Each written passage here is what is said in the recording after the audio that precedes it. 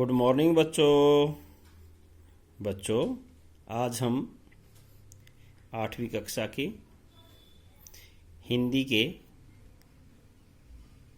पाठ नंबर 2 लाख की चूड़ियों का अध्ययन करेंगे। लाख की चूड़ियाँ, पाठ नंबर 2 हिंदी का वसंत का पाठ नंबर 2 लाख की चूड़ियाँ, जिनके लेखक कामतानाथ जी हैं। प्यारे बच्चों, लाख की चूड़ियाँ के अध्याय में क्या है, इसे आप ध्यान से सुनेंगे और इसमें से जो मुख्य प्रश्न उत्तर बनते हैं उन्हें छांटकर उनके उत्तर लिखेंगे और उन्हें याद भी करेंगे।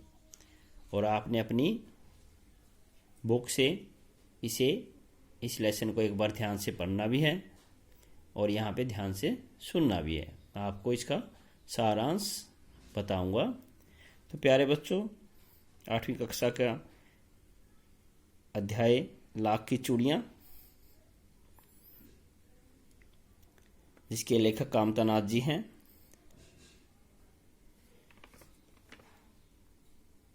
प्यारे बच्चों, लाख एक पदार्थ होता है जिससे चूड़ियाँ बनती हैं और बहुत सी वस्तुएं भी बनने लग गई हैं अब। ऐसे चूड़ियाँ कांच से, रबर से और धातु से भी बनती हैं। प्यारे बच्चों, इसमें लेखक ने इस पाठ में यह समझाने की कोशिश की है कि आजकल गांव-गांव में शहरीकरण हो गया है। आजकल जगह जगह नई मशीनें आ गई हैं। इन मशीनों की वजह से जो गांव के छोटे कारीगर हैं वो बेरोजगार हो गए हैं, क्योंकि लोग ज़्यादातर इन मशीनों की चीज़ों से बनी चीज़ों का उपयोग ज़्यादा करते हैं और हाथ से बनी हुई चीज़ों का उपयोग कम करते हैं।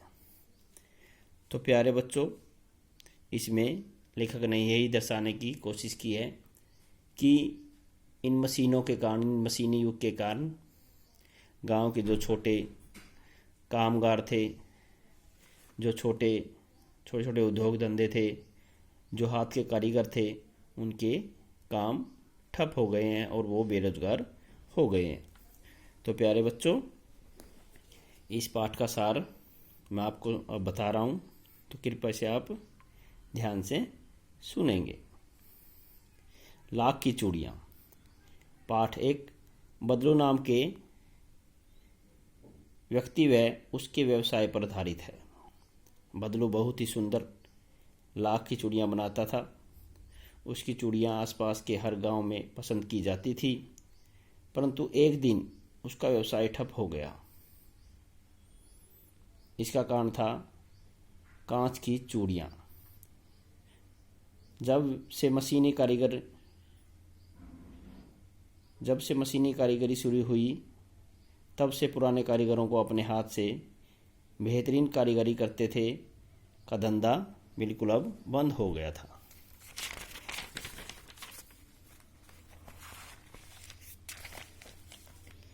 लेखक बचपन में कामतानाथ जी उसके पास जाते थे, जो बदलू नाम का व्यक्ति था। और बदलू नाम का व्यक्ति जो लाख से चूड़ियाँ बनाता था और बचे हुए लाख की छोटी छोटी रंग बिरंगी गोलियां बना के लेखक को देता था। लेखक बहुत खुश हो जाता था। वो बच्चा था, उनके साथ खेलता था, तो उसे बहुत मज़ा आता था। तो प्यारे बच्चों, इसमें आगे क्या है, मशीनीकरण के कारण जो हाथ के कारीगरों का जो काम धंधा ठप हो गया है, इस ठप काम के वजह से उनका रोजगार बंद हो गया है और उनके जीवन में आवश्यक वस्तुओं की कमी हो गई है, क्योंकि उनके पास पैसे की कमी हो गई है। उनके काम अब चल नहीं रहा, तो उनके पास पैसे की कमी होने की वजह से उनके पास आवश्यक सभी वस्तुओं की कमी हो गई है। इन मशीनी कारीगरों ने पुराने कारीगरों को बहुत ही नुकसान पहुंचाया। हम मशीन से चाहे कितने भी वस्तुएं क्यों ना बना लें, परंतु यह वस्तुएं कभी भी हाथ से बनाए हुए कारीगरों की बराबरी नहीं कर सकती। यही सत्य है। तो प्यारे बच्चों, इस लेसन को आपने ध्यान से पढ़ना है और इसमें से जो प्रश्न उत्तर बनते हैं उन्हें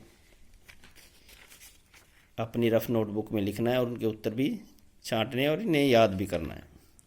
तो प्यारे बच्चों, ये बहुत ही सुंदर, प्यारा और अच्छा लेसन है। आप इसे ध्यान से पढ़ेंगे और मैंने आपको इसका सारांश बता दिया है।